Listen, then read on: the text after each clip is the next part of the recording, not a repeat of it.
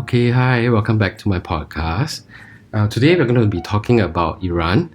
I'm very excited, and I've actually invited a guest to my podcast today. Hi, Morgan. Hi everybody. Hi Joe. Hey. Thanks for having me. Alright, so as I'm a very huge travel fan, so I like traveling to places, and Iran has always been my bucket list. And Morgan has been to Iran before, so I'm just going to ask him everything about Iran, his experience, and then why he's there. So, would you like to share? Okay, we start from the very beginning. Why, in the first place, did you even want to go to Iran? I think the first inspiration really came from my friend. His name is Andy, and he actually travels to a lot of different parts of the world. So Andy is a travel agent or something? Yeah, he works in the hospitality sector field, but then he also does enjoy traveling to kind of unusual places a lot. So as part of his job? Oh no, actually more for himself. Yeah, leisure. Yeah, for leisure. Mm-hmm. So his job kind of mixes it in as well. So I actually saw some of the pictures, and he told me about it, and I was quite keen to explore that. Pictures of Iran. Yeah, pictures of Iran. Mm-hmm. And then I did a bit of research, and yeah, it turns out that there seems to be a lot of reviews of Iran that seems to be really good, and I decided to try it out. Yeah. But it's a very unusual destination. Most people go to like the typical European countries, Southeast Asian countries, see history, and then see some of the historical places. Iran, it's very exotic in my opinion. Right. So when you actually plan to go Iran, when the opportunity arose, and then you just decided that, okay, why not? Since it's good timing and everything. Yeah. I think I'm quite lucky in a way that I've been traveling since I was young. So my dad actually believes a lot in travel being education in itself. And he wanted me to see the world so that I don't take what I have in Singapore for granted. So I've been to most of America and Europe when I was much younger. So when I grew older, it just naturally became that I don't really want to return to those places. I wanted to see places that was a little bit more interesting, and that can surprise me. I think because of my nature, I tend to be quite curious, and so I like to explore things which are not really talked about or written about. And me, as I was trying to be a writer at that time as well, I wanted more content that could be useful for people, and I decided to put Iran as quite high on my list.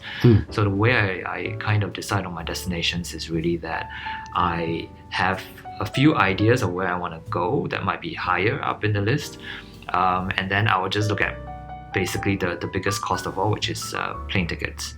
Was it expensive? Yeah, so I waited. Normally it's quite expensive. It's about, I think, $1,000-ish to go there.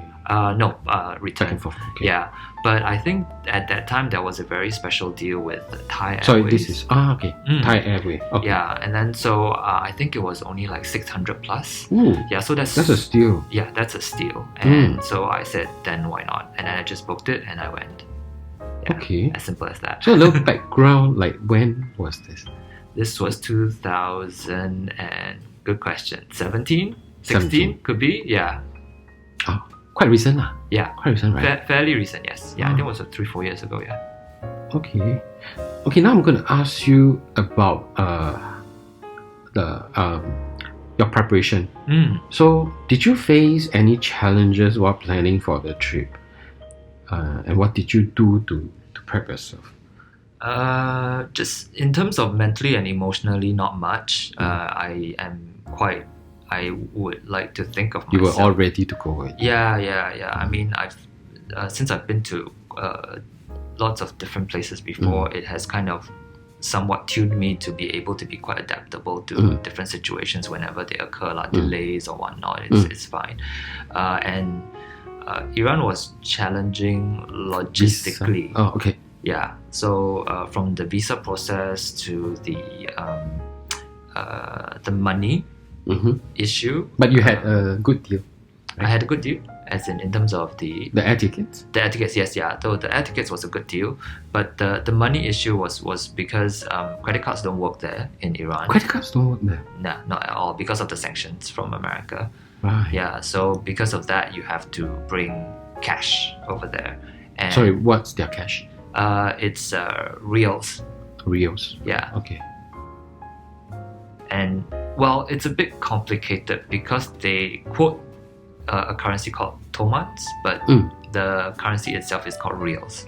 Yeah, so Okay. you would see people saying tomans or reals. Yeah. Oh, so they only accept local currencies? Do they accept They- American dollars? Yes, they do. Yeah, they do Okay. accept American dollar Euros. and euros. These are the two main ones. But usually the exchange rate may not be as good, Right. especially for very small ticket items. Usually the case. Yeah, because no choice. I mean, there's only the lowest denomination is $1, but $1 can actually get quite a bit over there. And so Did you get your money changed here in Singapore, or you? yeah, so what I did was I got the money changed from Singapore dollars to both American dollar and euro, just in case, because I heard different Wise. things from Good move. online. Yeah, and then when I went over, I just looked at the rates and then I changed it as accordingly. Okay. Yeah, and changed May it. I ask how much did you bring there for your own spending? An estimate. And I think I brought about maybe 800 to 1,000 to be safe. Singapore if I'm dollars not wrong. Yes. or USD? I think it was about 1,005 Singapore dollars. Okay. So then I converted it into a mixture of euros and American dollars.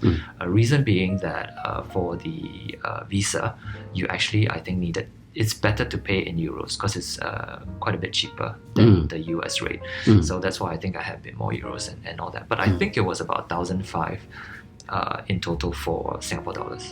And this trip was for how long? It was for 2 weeks. For 2 weeks. 14 days. 1,005 for 2 weeks. 14 days. Yeah. Okay. And what else did you do to get yourself ready? Do you have to pack special clothing? What's their climate like? Yeah, so I actually went during this period which is called Nowruz, just before it and during the period. So that's actually the Persian holiday, which actually is happening right now as we're recording. So it's already started, but this is like the tail end of it. Today's April. Yeah. Around this time. Yeah, so their New Year comes in a little bit later than some of the other places. So I went in during that period. Oh, that's their New Year period. Yeah, Oh, yeah, okay. which is called Nowruz. So during that period, basically certain things will be closed and locked down. So which is why I kind of have to prepare a little bit more lah. And sorry, What about clothes? Yeah. Oh yeah. What kind of clothes did you bring? Shoes? Yeah, so because it was during that period, it was actually closer to the winter coming to spring period. Winter So coming to spring. Okay. Yeah, so I needed to pack more clothes that was a little bit adaptable, and then maybe some That crosses between seasons lah. correct. Yeah, maybe just have one thicker jacket than the rest. Jacket. Are we talking about like windbreaker or like winter jacket, winter coats?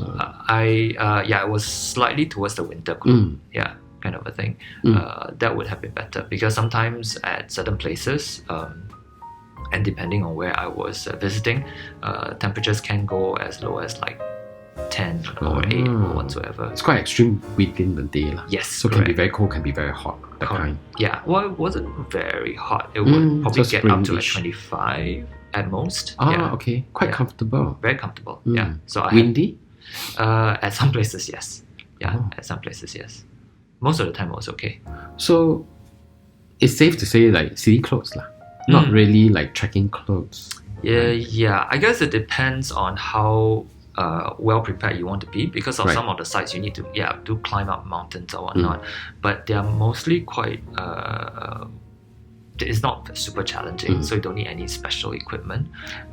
Yeah. So what's your like clothing style? Did you go like simple, casual, or all glamour and then Oh no. Yeah. I think it's probably not a wise idea to go too glamorously. Okay. But usually, anyway, for Basics. me, yeah, I go for basics because in case anything happens, you can always either just throw it away or you can interchange it. But with I heard something else. people who go overseas, they plan for like Michelin star restaurant visits, so they will have to pack at least a rather decent night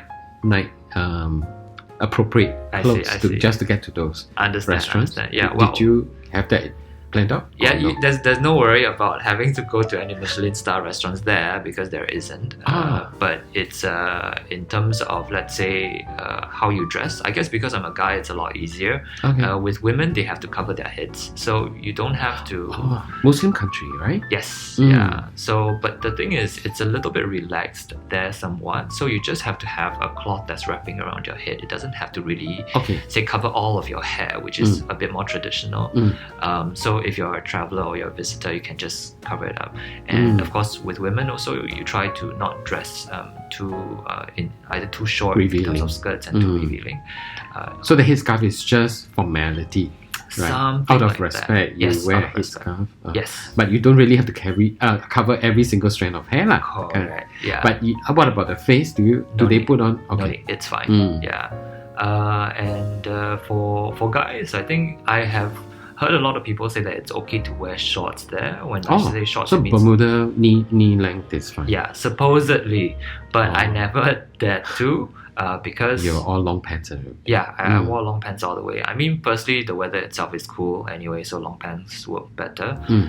And then secondly, I did bring a pair, but then as I observed during the first few days, I didn't see anyone wearing it, and so I chose not to because why would you want to risk that, right? But when you say anyone, do you mean like tourists or the locals? Everyone, yeah, including tourists, yeah. So I thought I better not risk it if no one's wearing it, yeah.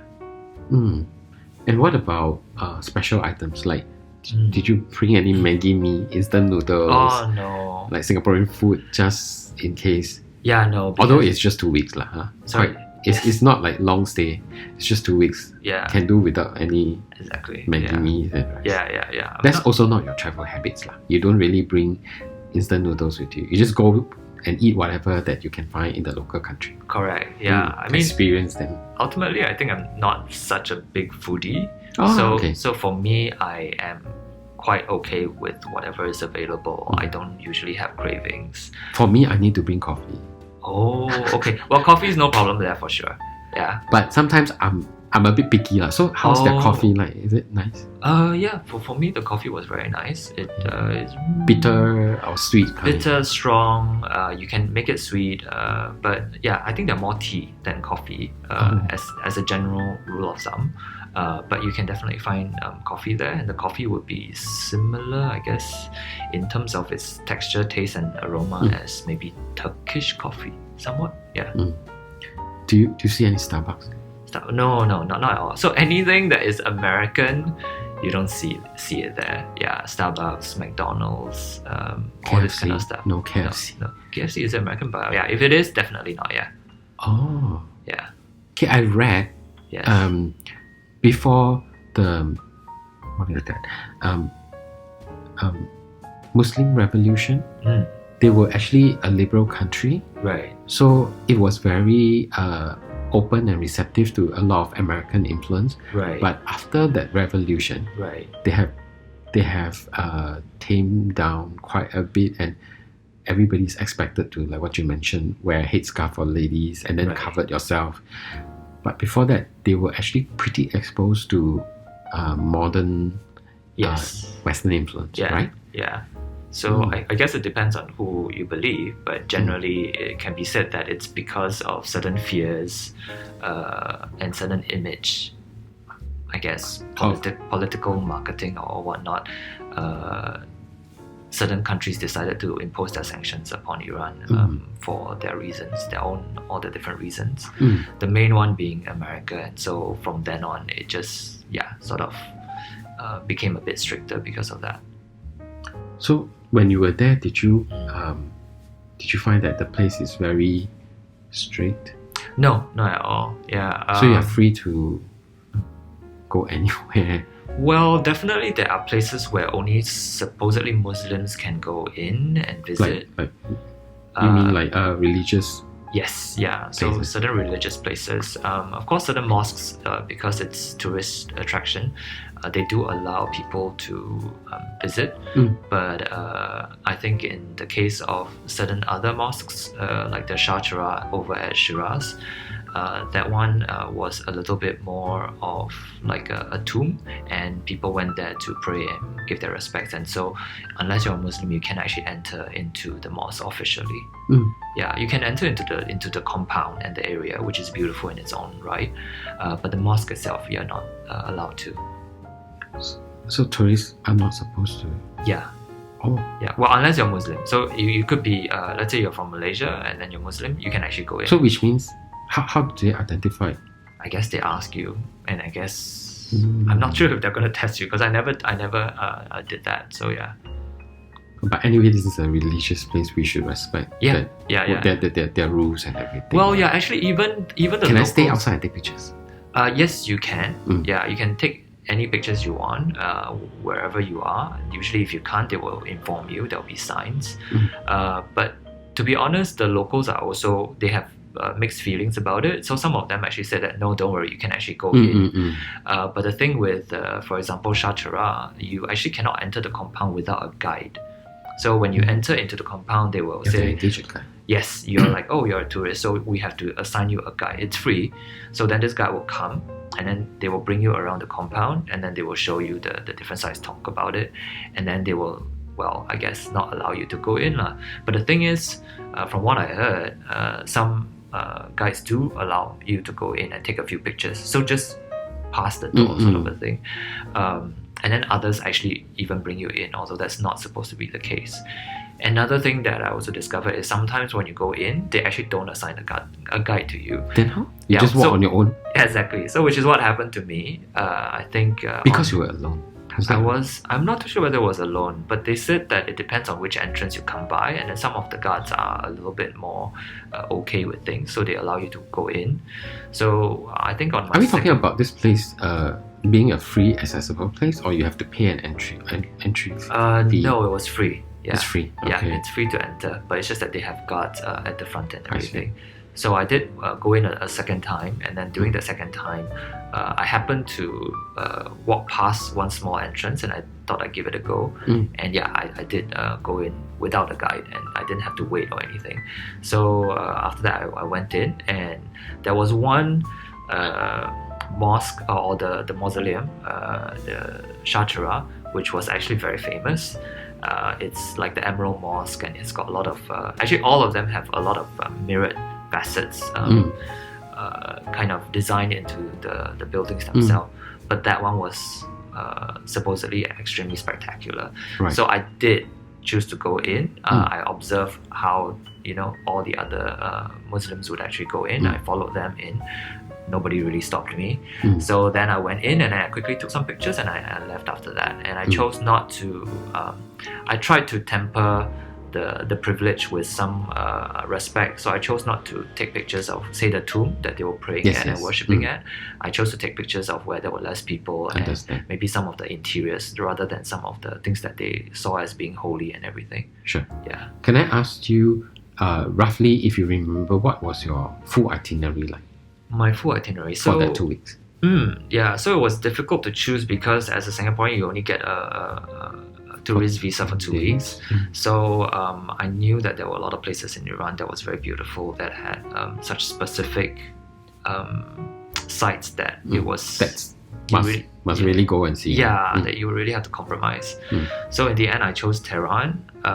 Then I made my way over to Shiraz, and then I went over to the desert city of Yaz, and then went to the midpoint, which is Esfahan, and then back to Tehran again. So that's kind of my itinerary. All this is within one area, or you're actually traveling around Iran? I'm traveling the southern part of Iran. So this is what they would call the southern route. So the southern route is actually more touristy, or?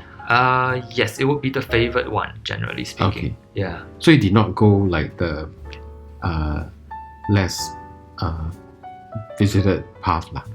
Yeah. You're very much on the main popular route. Correct. So Shiraz and Esfahan tends to be the popular destinations. Yaz is somewhere in in between. It's got some sites, but then it could mean a detour in terms of your plans. So I added that in, kind of like a in between, slightly off the beaten path thingy. How many days did you allocate for each location? I think it was, if I don't remember wrongly, I spread it quite evenly. So it was probably about 2 days in Tehran initially, or 3 days. Then later on, Shiraz for another 3 days. As for Yaz for about 2 or 3 days, and then Esfahan I had 4 days because it's quite a big city, and then back to Tehran I think for probably like 1-2 days. That probably somehow adds up to 14, but yeah, it's thereabouts. Yeah. Did you like identify one as being like your must go, or they are equally important? They are equally important. I think I was most excited for the other 3. I mean, Tehran being a more city with certain distinct attractions, it was attractive, but then I was more interested in what Esfahan and Shiraz and Yaz had to offer, because they had such a different personality to each of them. How did you move around? So between the cities? Between these few places? They're all cities, is it? Yes, yeah, but they're quite far apart. Yeah. So did you hire a car, or you drove? Or? So no, I don't drive. Okay. So that's bad on me. But yeah, it's I took one of the things I love a lot is our trains. You mean like their MRT trains? Oh no, as in the railway train kind of thing. Yeah. So they had this particular railway brand which was called what was the name again? No, I cannot. Their local Faduk, I think Faduk. So it was like a luxury train of sorts. Like they're one of their only luxury trains. So that was the one that I took from Tehran to Shiraz, because that's the furthest apart. That's the longest route. So do you have to book this train in advance? Yes, you have to book in advance. So you did that in Singapore before? Yes, I did that in Singapore. Online?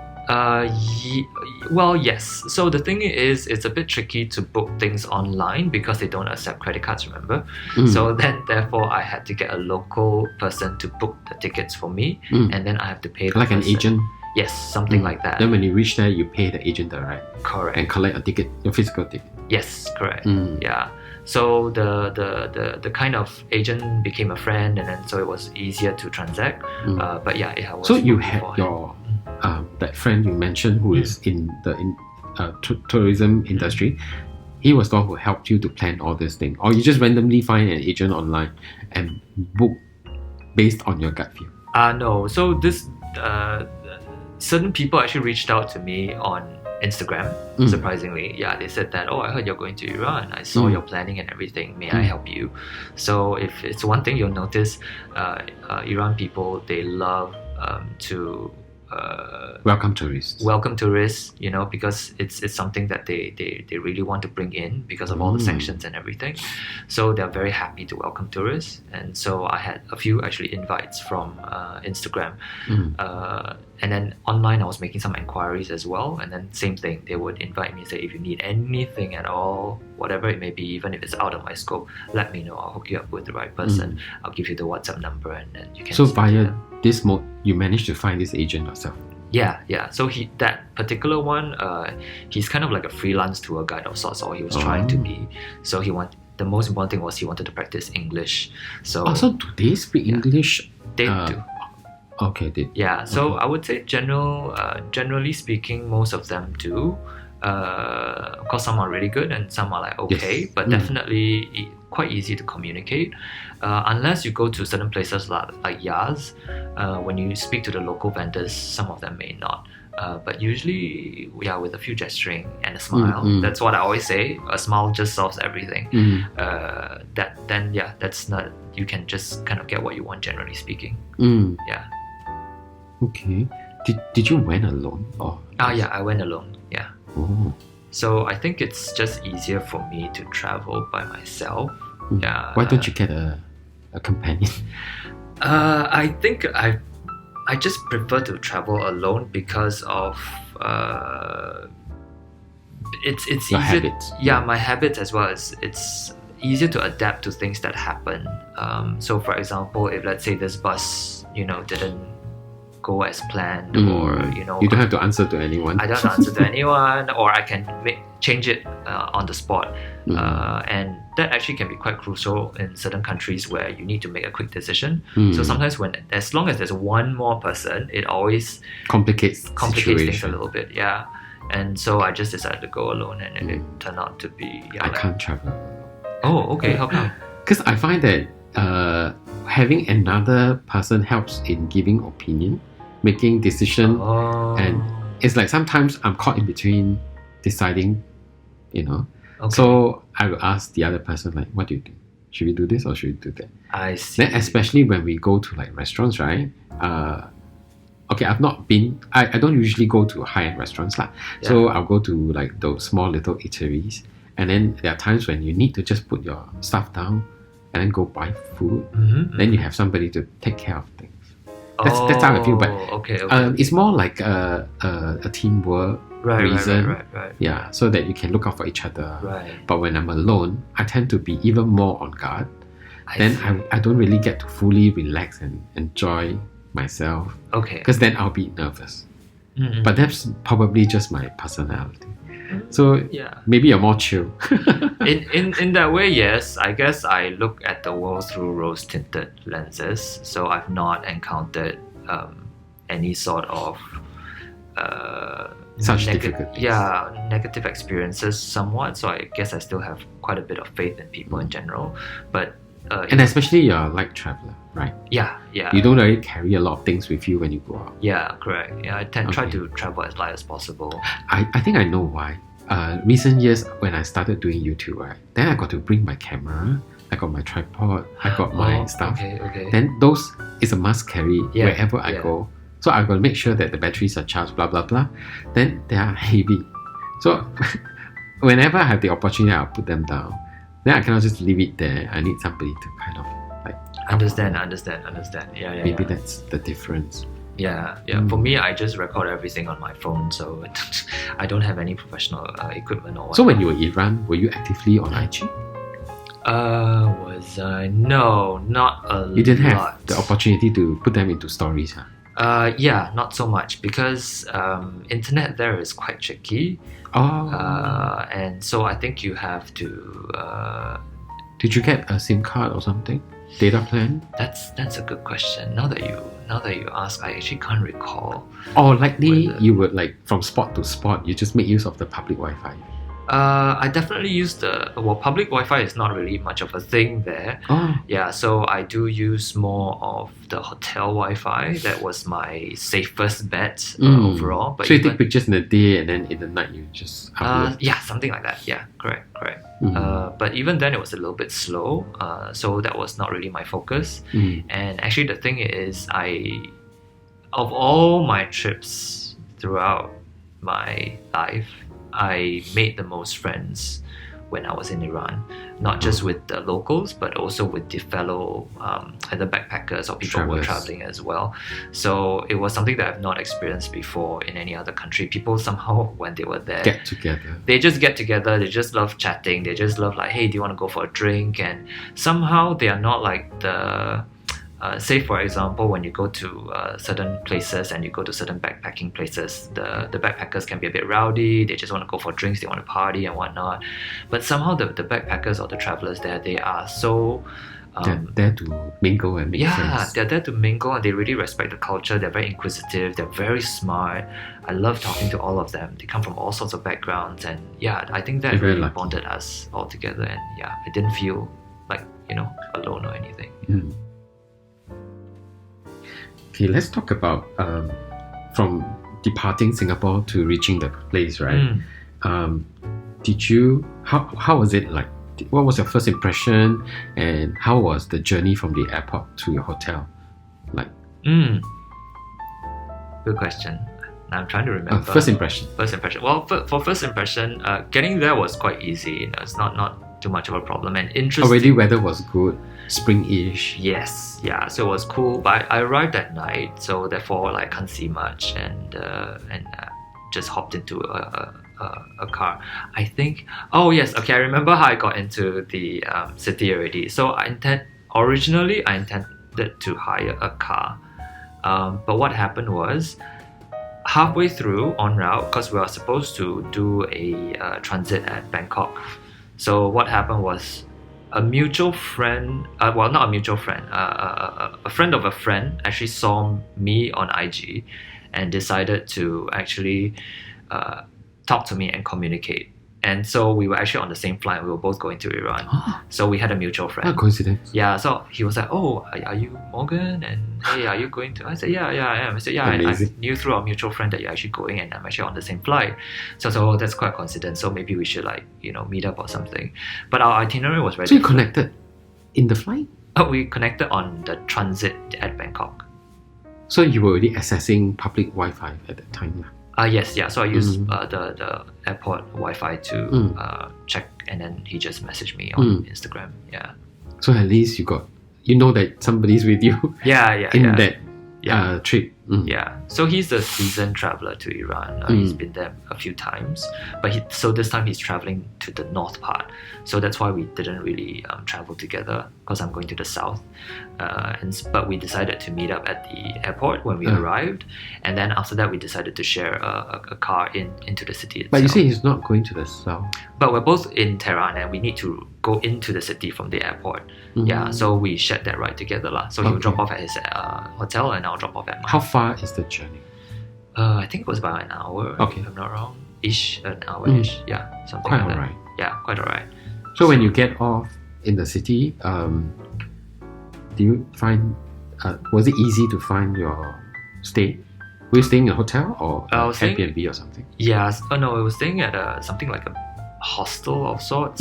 Yeah, it was. Yeah, once the driver dropped me off, it was pretty easy. Just go in and get everything done, and then set up for my bed, and that's it lah. So the thing and is, all lodging were pre-planned in Singapore before the trip. Yes, yeah. So the thing with the lodging over there is that you book it online, but you don't have to pay anything because they can't accept it, right? So it's kind of like on a trust basis. Yes. Yeah, and so once I reached there, then that's when all the administrative stuff gets done. And then I made it such that my friend would visit me next morning, so that I can integrate quite quickly into the whole place, basically. Yeah. How was the lodging like? Lodging, please. Yeah, I was happy with it. Just like a very standard, comfortable, clean place. Yeah. So you're talking about you having your own room, lah? Because you say hostel means you share with. Was it like a communal sharing area? I think I had my own room, if I'm not wrong. Yeah. But it was quite a basic room. Yeah, as far as I remember, it was quite, just a very clean, comfortable room to be in. And then just because it was a fairly long flight, and the visa process was a bit harrowing, because I didn't know what to expect. As a Singaporean, you don't usually have to do a visa on arrival, so there's some anxiety in that process. So after that, I just kind of wanted to rest after the long flight at night. Yeah. So once you checked in, I guess that was first you rest, and then you make plans for the next day. I didn't have to make plans, because I already have it planned for the other friend to visit me in the morning, and then he will kind of bring me around just as a orientation of sorts. And this friend is a local. He's a local, yeah. And he's with you throughout your 14 days? No, he was with me in Tehran. Right. Yeah, because he lives there. So I didn't kind of hire him to follow me through with the other trips, because that means paying for all of the other expenses as well, which I couldn't afford, especially when you can only bring cash with you. Yeah. And he's just doing it for free lah. Yeah. But of course, I gave him a token of my appreciation, and all the meals and everything and the attractions I paid, were on me. Yeah. So I couldn't expect him to pay for it. Yeah. Sure. Okay, the next thing I want to ask you is food. Food. Oh, okay. How do you find the food?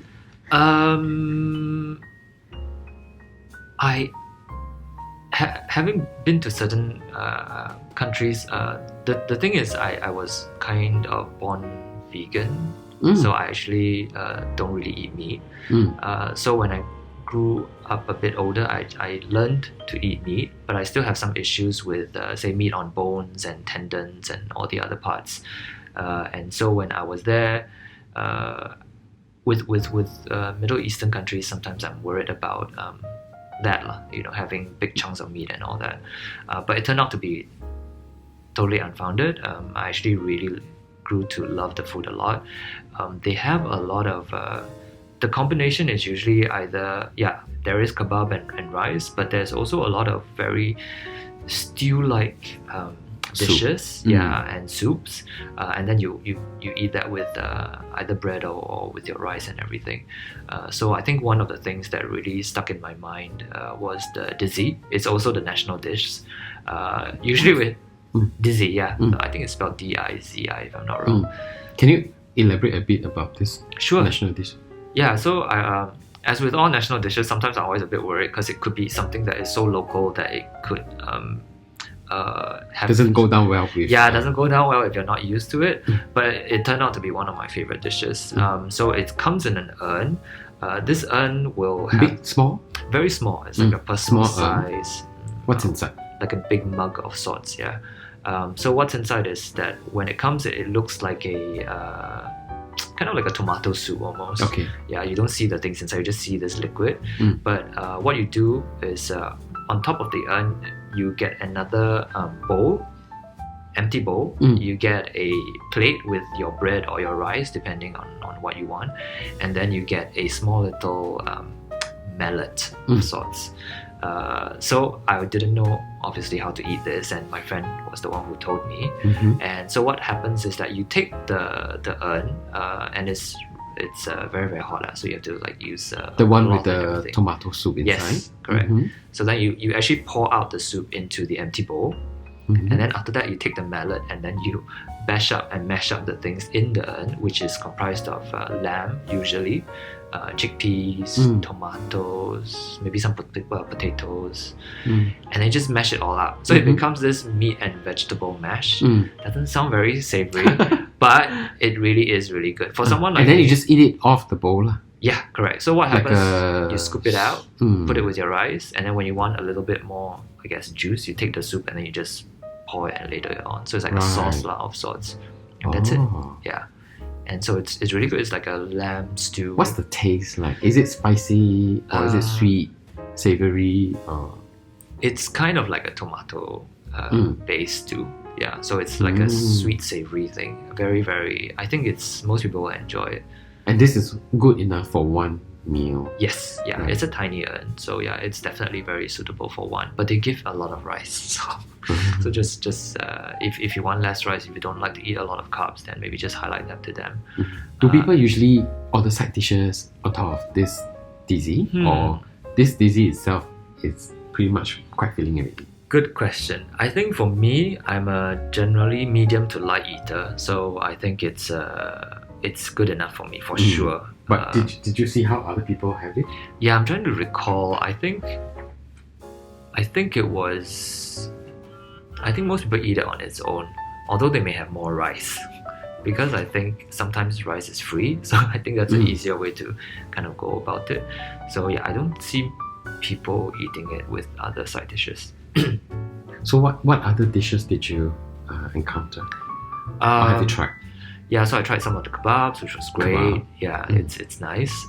So wait, we're talking about this place not having any Western restaurants lah. They do. It's not very common, but they do have it. Yeah, so you can get, say, burgers or whatnot. What about Asian food? Japanese, Chinese?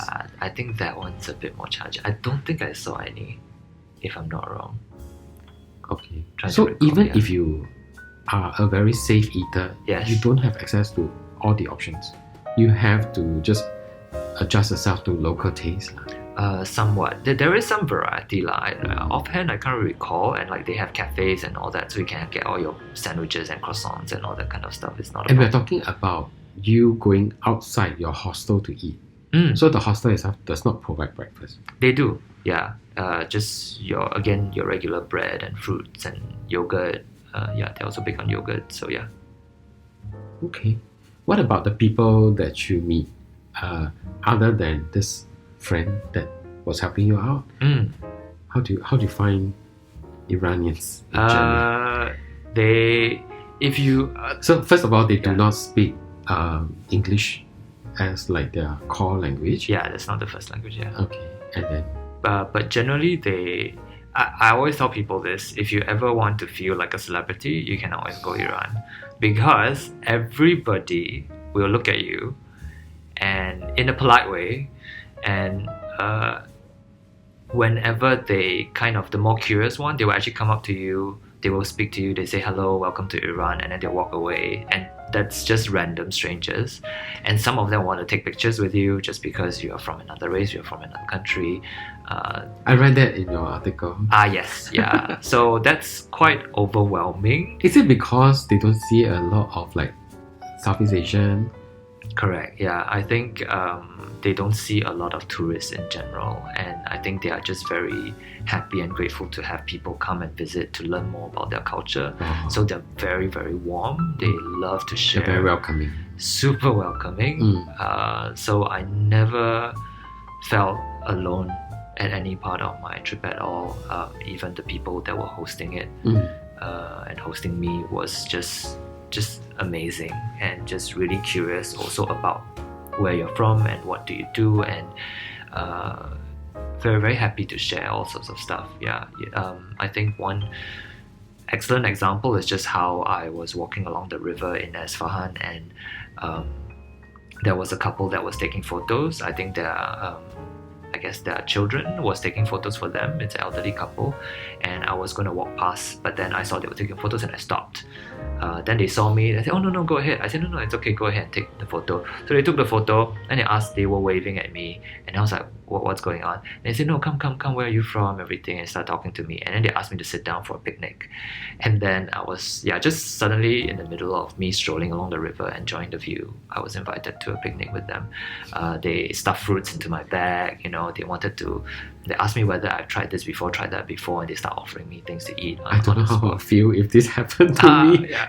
I think if you landed on the first day and this thing happened, of course you'll be very, very overwhelmed. But I think this was in the middle of my trip, and I was a little bit more used to them being so friendly, and then so I was just very happy. Or probably your energy, shows off that Maybe that positive. I hope vibe so. That they like. I hope so. But yeah, I think they were just By nature, they're just by very nature friendly they're just people. super friendly, and they just love to talk to you if you have the time. And they're also very, very respectful in the way that let's say if you say that, "Oh, I'm so sorry, but I have to leave," They're not pushy. they'll be like, about "Okay, no, sure, enjoy or whatever," and they'll just walk away. So it's in no parts that I feel a little bit kind of infringed upon or forced or coerced to do anything I didn't want to. The only maybe one exception was a carpet shop. I was outside of a attraction trying to figure out where I wanted to go next, and I was checking Google Maps, and then this person kind of asked a little bit like, do I want to see some carpets and whatnot, and I said, okay, why not, I have some time. They have some tea and everything, you can enjoy yourself, just take a look, you don't have to buy. I said sure, and then when I went in, then he was a little bit more trying to persuade me to get a souvenir before I left, Really? But it wasn't pushy. Yeah, it was just like he really wanted to, Suggesting. and then suggesting, and the person said, are you sure you do want that was about it. So it was okay. That's okay. Yeah. Because they're just trying to make a living. Yeah, they're just trying to make a sale. Yeah, it's just unfortunate that it's really expensive, so I can't afford Persian carpets, or even though they're really, really beautiful. I really wanted Imagine buying a Persian carpet. Yeah, I actually really But wanted. you can actually mail it back, right? I can, or I could actually get some of the smaller versions, which are about like a Like a mouse. coaster size Yeah, or like a something. coaster set, but even that was still very expensive. Oh, how much is it? So sometimes for like a coaster, it could be $100. Yeah. My goodness. So I was like not very sure because it's cash. So then I wasn't sure that if I put that money in, will I need that money later on? So yeah, that's part of the concern over there. Although in some of the carpet shops, because of the value, they actually have a way around, and they can actually accept credit cards. Yeah. So, but I chose not to at that point. I was like, let me just look around first. I think I was probably day 1 or day 2 in Isfahan. Yeah. So that's why. So, what's your typical day like? Do you only come back to your accommodation late at night, or how do you plan your day? Because of the most of the places, it depends. I mean, some of the sites are accessible, so I would usually plan the accessible sites together, and then I'll just spend one day walking out, and then if I'm tired, I would head back into the lodging and then come back out again. Because the lodging by themselves, they are also really nice to stay at. They'll serve you tea throughout the day. So whether you're outside or in your stay, it is equally comfortable. Super. Yeah. So I was basically had a very just easy time walking in and out. For the more inaccessible sites where you have to ride out for an hour or whatnot. For example, in Yaz, where the sites are a bit further apart, where Persepolis and some of the other hills were actually much further and you needed special transportation. Those you needed to maybe share with some of the people that you were going in the same place that you were staying, and then you would plan for it for the next day, and then you would go one whole day out and then come back again, and then have maybe half a day or the rest of the day to just enjoy the local surroundings again. Yeah. Any safety concern while you're there? I think for me as a guy, I didn't have any safety concerns at all. I did ask a lot of the other travelers how they felt and everything. Most of them were traveling. Most of the guys were traveling alone. Most of the ladies were traveling in pairs or more. I think for most of the ladies also, they didn't have much of an issue. There was one or two that did say that they felt a little bit uncomfortable because sometimes people would follow them. They would notice one or two persons that as they walk in certain areas that were a little bit quieter, that they would see this person seemingly follow them, but it never became anything. And for me as a person, I tend to balance it out a little bit, so it's like it could have been just someone who was very curious and wanted to just observe and just follow you, but wouldn't have done anything to begin with, or wanted to ask you for a picture, and then after that decided not to, or was too afraid to do that. But I've not heard of any case of any issue when I was there, and when I read through the stories, there were very little cases of anything that was untoward. So generally all very, very respectful. Nice. Yeah.